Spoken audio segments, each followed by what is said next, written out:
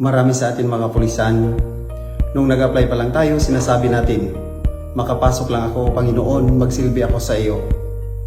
At pag tinanong tayo, makapasok lang ako kahit saan, handa akong pumunta.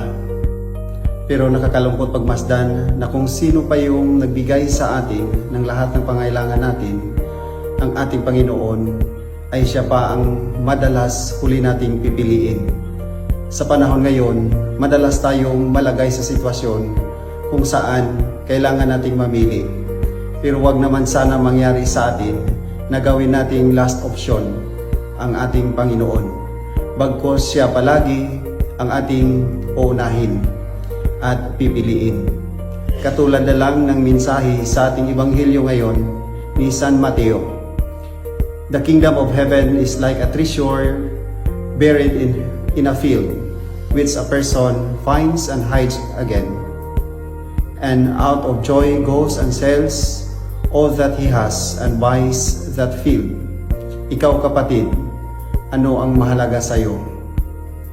Devotion o posisyon?